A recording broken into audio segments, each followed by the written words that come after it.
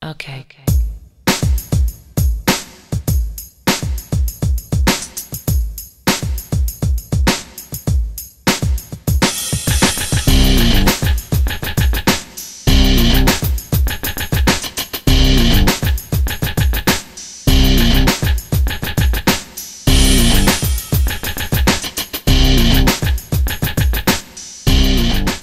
Hey guys, and welcome to Tnashi's Movie Corner. And for today's movie review, I will be reviewing Star Wars: The Empire Strikes Back, which is Episode 5, which came out in 1980. And joining me today is Brad. So what's up again, Brad? Hi, how's it going? Anyway, so I'm going to let you start with this movie. So go ahead and tell us, what is your opinion of The Empire Strikes Back? Honestly, I believe that this is probably the best Star Wars movie that they've actually ever made. And the thing is, with this one, you feel like the Empire is truly the threat that it is meant to impose on the rebellion. Because you even start off in the words, and it's like, the rebellion has been, taking loss after loss, and they're being forced around. And Vader is now firmly at the reins of command here. So he's kind of exercising his leadership skills here, and he's being brutal as all get out. Right, yeah, I agree with that.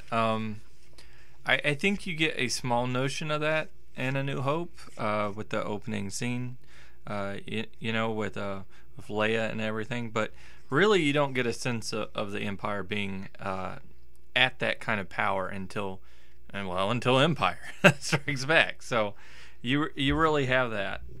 One of the things in particular I like too is in A New Hope, they kind of would have lost against the Death Star and everything if it wasn't for Luke. Like, Luke changed everything. But then in Empire, it showcases that Luke is just one person, and that just because he's there doesn't mean they're going to win. So just because the hero's there doesn't mean that the good guys are always going to win every fight. So I like that. Definitely has a bit more realism in that regard. Because even when he actually figures out how to beat these giant walkers that are coming towards him, it still doesn't matter because they still lose. Yeah. You have that point when the rebels have lost their turrets, they've lost their shields, and they're just running for their lives. Right, that's a good point. Personally, I think in that scene it would have been a little bit more effective for me if I saw the Empire actually taking out some of those soldiers, even just briefly, just to kind of really hammer that point in. But even without that point in, you still knew what was happening in the movie. Yeah, that's true. That's true. So for me, I'm just going to come out and say, yeah, this is my favorite of the Star Wars movies. This movie is awesome. Not only does it showcase the threat of the Empire itself, but you get a look at the Emperor, which I don't believe you get in A New Hope.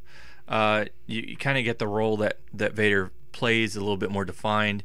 You've got Luke, even though it doesn't address how he becomes more knowledgeable in the Force, you get him going to Dagobah, and you get these scenes on these different planets. You get more planets to explore than you do A New Hope. The characters seem more fleshed out. The acting's better.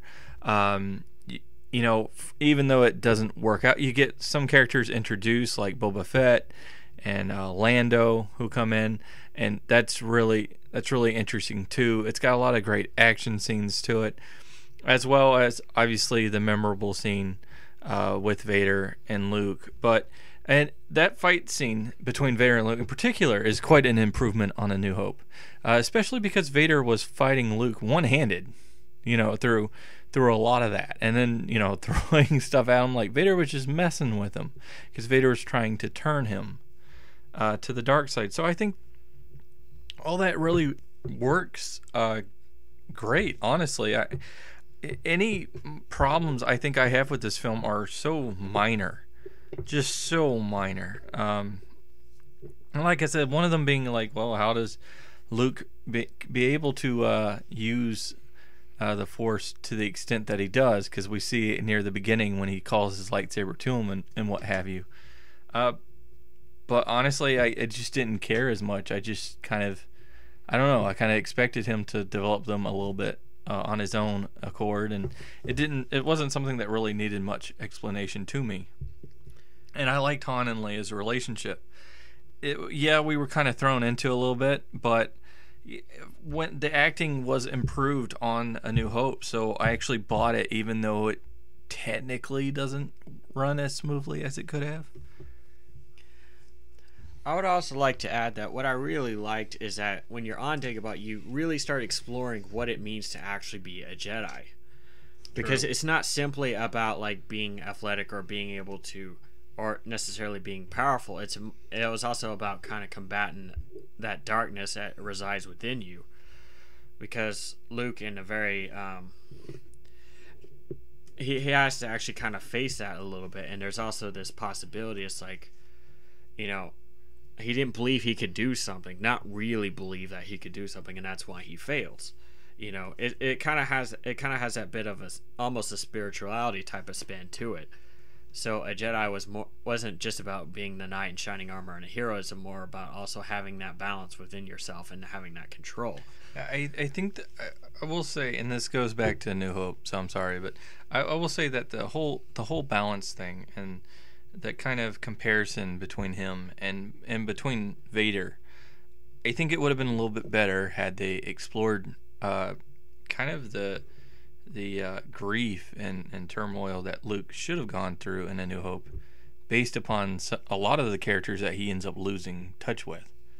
You know, like his aunt and uncle, and like Obi-Wan. So, you know, I wish that had been done a little bit. But that's going back to A New Hope. For this movie, I like the idea of them exploring that.